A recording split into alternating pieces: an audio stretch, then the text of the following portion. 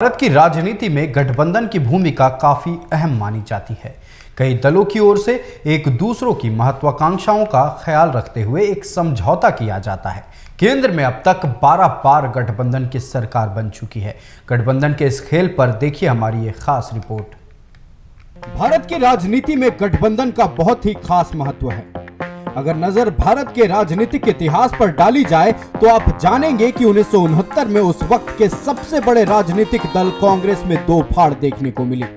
इंदिरा गांधी के नेतृत्व में बनी INCR और के कामराज के अध्यक्षता में बनी INCO। कांग्रेस के दो फाड़ होने के बाद आया 1971 का आम चुनाव। इस चुनाव में इंदिरा गांधी को फायदा मिला। 1971 में भारत पाकिस्तान की लड़ाई में देश को मिली जीत का। इंदिरा की लहर में कांग्रेस आर ने 352 सीट पर अपना परचम लहराया।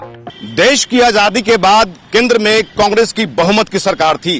1971 में गठबंधन की शुरुआत तो हुई, लेकिन कुछ खास नहीं कर पाई, चूंकि 1971 में भारत पाकिस्तान लड़ाई के बाद इंदिरा गांधी के साथ आम जनों की सहानुभूति थी।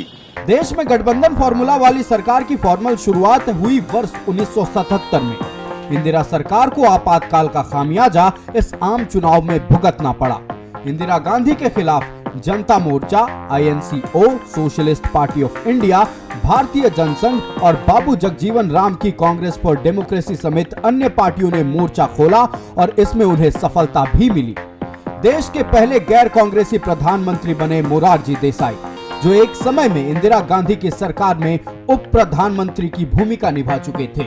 INDIA अलायंस पर हम जो समझ पा रहे हैं, INDIA जो अलायंस है, इंडिया जो गठबंधन का जो अलायंस विपक्षी दलों का, तमाम दलों का, उसमें अभी तो ठीक दिखाई पड़ रहा है, लेकिन अब आगे आने के वाले समय में जब सीट शेयरिंग का मामला, जब फॉर्मूला आएगा, उस समय क्या होगा वह पेंच फंसता हुआ दिखाई पड़ रहा है। देश में अब तक 12 बार गठबंधन सरकारें बनी है। 1977 में पहली बार पूर्ण रूप से बनी गठबंधन की सरकार। NDA का रहा सबसे लंबा कार्यकाल। 3 बार NDA गठबंधन बना चुकी है सरकार। 2 बार UPA गठबंधन ने केंद्र में बनाई है सरकार। देश की सबसे नई राजनीतिक गठबंधन है INDIA। आगामी लोकसभा चुनाव से पहले देश में सबसे ज्यादा सुर्खियां बटोर रहा है इंडिया गठबंधन। कश्मीर से लेकर कन्याकुमारी तक ये गठबंधन अपना पांव पसारे हुए है। हालांकि राजनीतिक पंडितों को अब तक इस गठबंधन के लक्ष्य प्राप्ति को लेकर संदेह है। वरिष्ठ पत्रकार रवि उपाध्याय का मानना है कि सीट शेयरिंग के मुद्दे पर NDA से ज्यादा तमाशा इंडिया गठबंधन में देखने को मिलेगा। केंद्र की सियासत में 1971 से गठबंधन की शुरुआत अभी तक कायम है। मौजूदा समय में INDIA में 28 दल शामिल हैं और NDA में 38 दल शामिल हैं।